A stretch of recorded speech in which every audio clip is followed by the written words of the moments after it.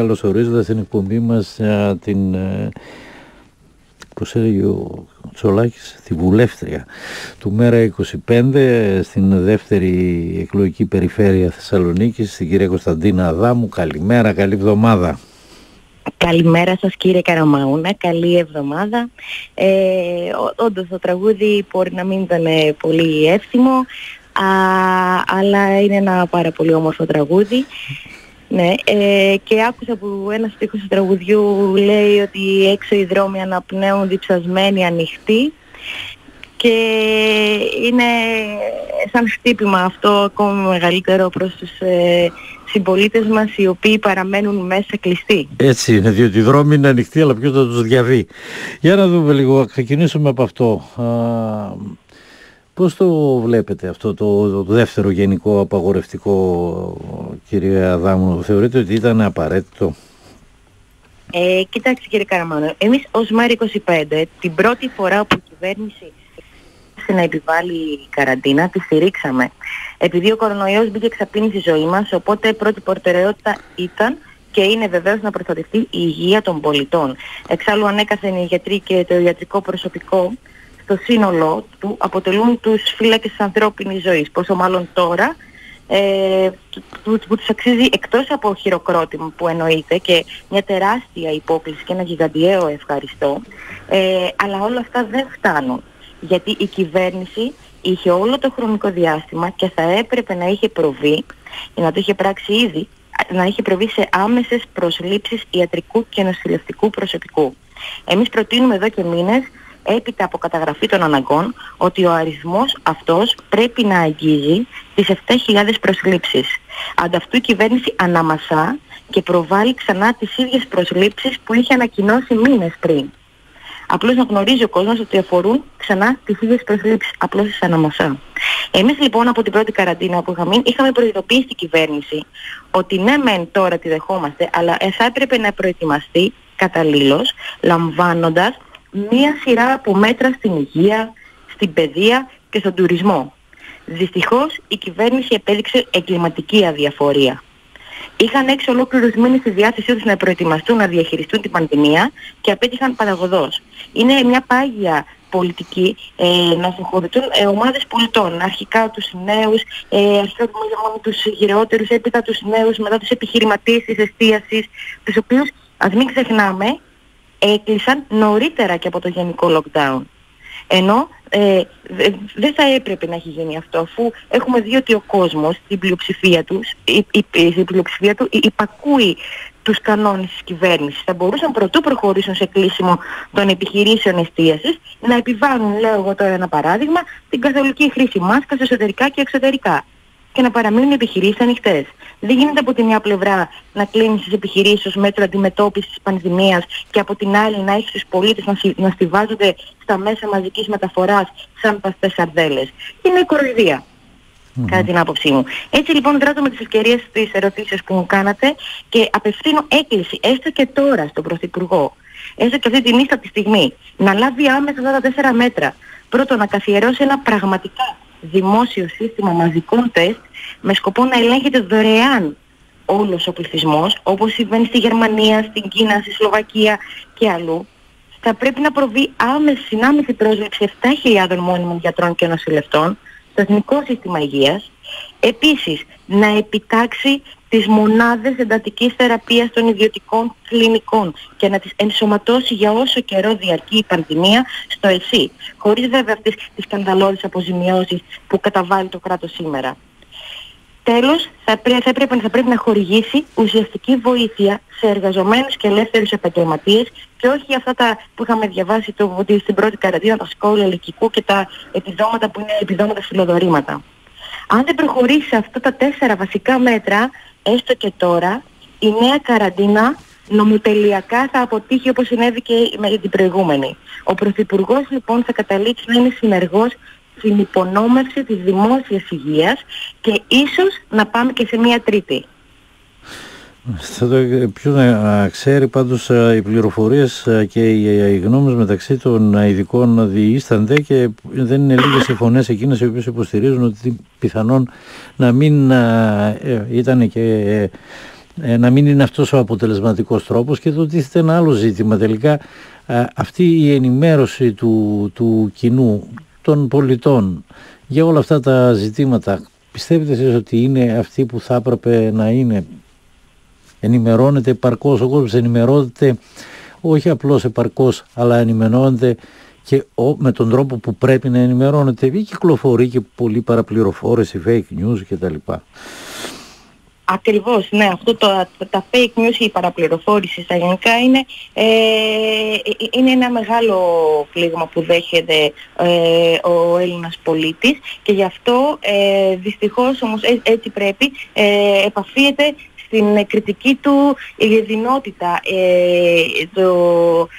το να μπορέσει να έχει ολόπλευρη, πολύπλευρη ενημέρωση και να μπορέσει να κρίνει ποια είδηση είναι ορθή και ποια είναι fake news. Επίσης, αυτό που έχω να προτείνω στους ακροατές μας είναι να μην εγκλωβίζονται σε ένα μέσο ενημέρωσης, γιατί είναι γνωστά τα εκατομμύρια τα οποία διοχέτευσε η κυβέρνηση σε πολλά μέσα μαζικής ενημέρωσης στην πρώτη καραντίνα. Οπότε καλό είναι να είναι λίγο ψηλιασμένος ο πολίτης και να βλέπει και κρατική τηλεόραση, να διαβάζει και διάφορα άλλα μέσα ηλεκτρονικά, έντυπα, έτσι ώστε να μπορεί να ενημερώνεται, γιατί τα υπόλοιπα, το τι κάνει η κυβέρνηση είναι γνωστό.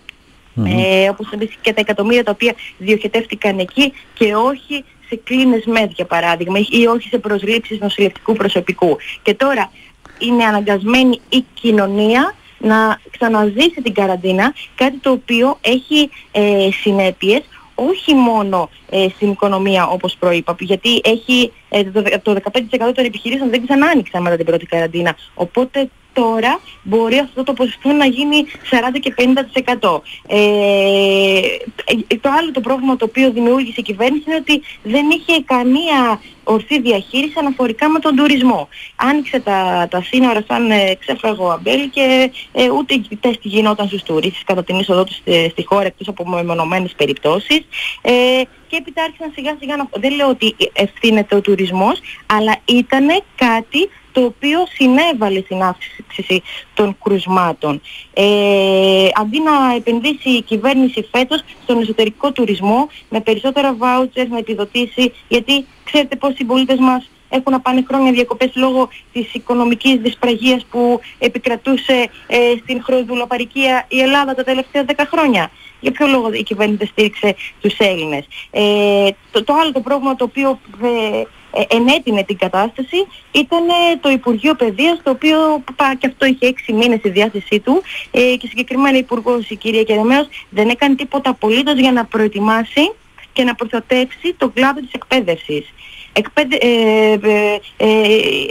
Επέδειξε μια πλήρη έλλειψη οποιοδήποτε σχεδιασμού, αντί να εξασφαλίσει επαρκείς αίθουσες ώστε οι μαθητές και ο αριθμός των μαθητών ανατάξει να είναι τόσο ώστε να μην υπάρχει διασπορά του ιού. Και σήμερα μάλιστα βλέπουμε ότι υπάρχουν αρκετά προβληματάκια στην πλατφόρμα της τηλεκπαίδευσης. Από το πρωί φορτώνεται το δίκτυο και κρεμάει, πέφτει η πλατφόρμα. Άσχετο βέβαια ήταν αυτό όσα λέγατε εσείς, αλλά δείχνει ότι δεν είναι ένα δυσλειτουργικό σύστημα, πιθανόν αυτό στο οποίο έχουμε επιλέξει να κινούμαστε. Θα μείνω λίγο πίσω στο τομέα της ενημέρωσης και αν θέλετε επανερχόμαστε λίγο αργότερα μετά στο θέμα της παιδείας, γιατί το κόμμα, το κίνημά σας έχει πάρει μια περίεργη θέση σε σχέση με τους υπόλοιπους σχετικά με το μέχρι ποιου σημείου, πού βρίσκονται τα όρια της ανάγκης για ενημέρωση, στηρίζοντας εμπράκτος τον Julian Assange, ο οποίος κατά αυτόν τον τρόπο διέρεε πληροφορίες κρίνοντας ότι είναι χρήσιμες να τις μάθουν οι πολίτες και ερχόμενος σε ευθεία αντίθεση με αυτά που κατά διαστήματα πιστεύουν οι διάφορες κυβερνήσεις. Ναι, πολύ ωραία. Η αλήθεια είναι ότι και αυτό σαν είδηση πέρασε λίγο στα ψηλά, θα λέγαμε έτσι. Έχει όμως μεγάλη σημασία και ευχαριστώ που το αναφέρατε και που μου δίνετε την ευκαιρία να μιλήσω για αυτό. Ο Julian Assange, για όσοι δεν τον έχουν ακουστά, είναι ένας Αυστραλός ακτιβιστής με κύριο χώρο δράσης το διαδίκτυο. Γεννήθηκε το 1971 στην Αυστραλία και από νεαρή ηλικία έχει ασχοληθεί με ηλεκτρονικούς υπολογιστές και το hacking, ενώ έχει σπουδάσει σε φυσική, μαθηματικά και έχει βραβευτεί με το βραβείο τύπου της Διεθνούς Αμνηστίας το 2009 και το 2011 με μετάλλιο ειρήνης. Πιο γνωστός λοιπόν έχει γίνει μετά το 2009, το 2011 με την αποκάλυψη των WikiLeaks. Είναι μια πλατφόρμα αυτή στο διαδίκτυο όπου οι πολίτες όλοι έχουν πρόσβαση μετά από το ανέβασμα αυτό που λέμε των αρχείων, το οποίο τα έκανε ο Julian Assange, αφορά σε αρχεία και έγγραφα τα οποία είναι διπλωματικά, πολλά εκ των οποίων ήταν και χαρακτηρισμένα ως απόρριτα. Ως συνέπεια λοιπόν ξεκίνησαν έρευνες εις βάρος του με τη διαρροή των νανοπληροφοριών που σας ανέφερα από χώρες όπως η Αυστραλία, η Σουηδία και οι Ηνωμένες Πολιτείες Αμερικής. Όντας πρεσβευτής ο Julian Assange της ελευθερίας του λόγου, γενικότερα και πόσο μάλλον στο διαδίκτυο, και επειδή θεωρούσε προσχηματικές της βάρους του διώξεις, είχε υποβάλει αίτηση ασύλου στην πρεσβεία του Εκουαδόρ στο Λονδίνο. Όμως κατόπιν άρσης ασυλίας του από την κυβέρνηση του Ισημερινού, συνελήφθη από τη Βρετανική αστυνομία στις 11 Απριλίου του 2019. Πλέον κρατείται σε φυλακές ύψης της ασφάλειας, το Belmarsh, είναι αυτές που αποκαλούν το βρετανικό Γκουαντάναμο, γιατί εκεί βρίσκεται για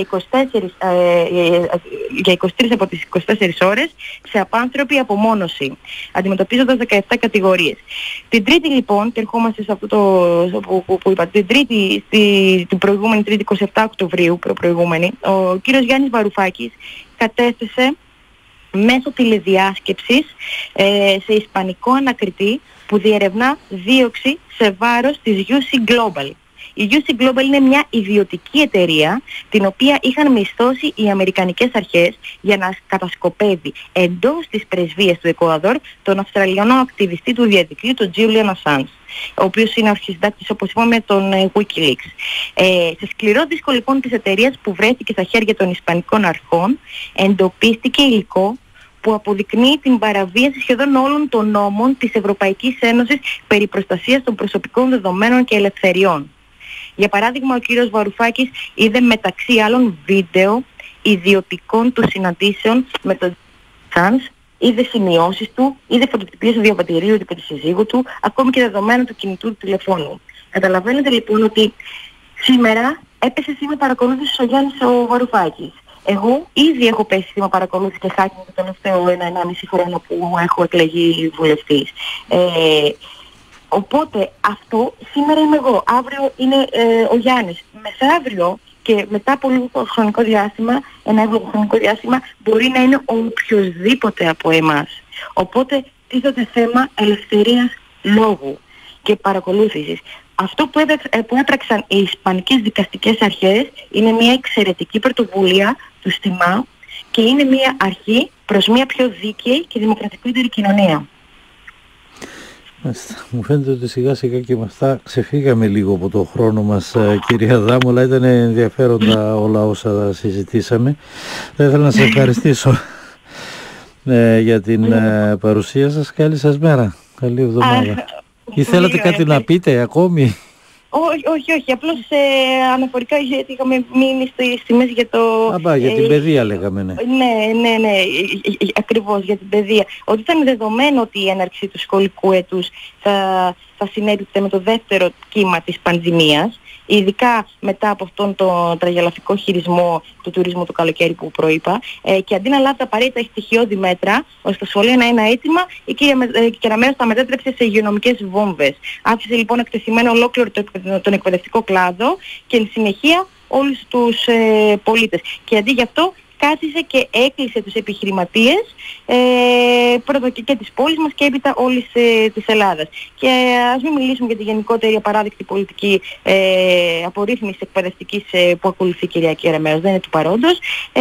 Πολύ απλώς ήθελα να πω ότι είχε αποτύχει παταγωδώς το ρόλο της ως Υπουργός Παιδείας και θα έπρεπε, κατά την άποψή μου, να παραιτηθεί άμεσα, ειδικά μετά τις πρόσφατες εκλογές, τις 7 του μηνός, που για την ανάδειξη εκπαιδευτικών ερετών στα υπηρεσιακά συμβούλια, όπου ενωμένοι όλοι οι εκπαιδευτικοί της χώρας μας γύρισαν την πλάτη τους στην κυρία Κεραμέως, γύρισαν την πλάτη τους στην αλαζονία, στον αυταρχισμό και στην απαξίωση της Υπουργού Παιδείας που έχει η κυβέρνηση. Αυτό θα ήθελα να πω, γιατί όπως γνωρίζετε υπήρχε μια αποχή των εκπαιδευτικών στις εκλογές. Έφτανε στο 92%.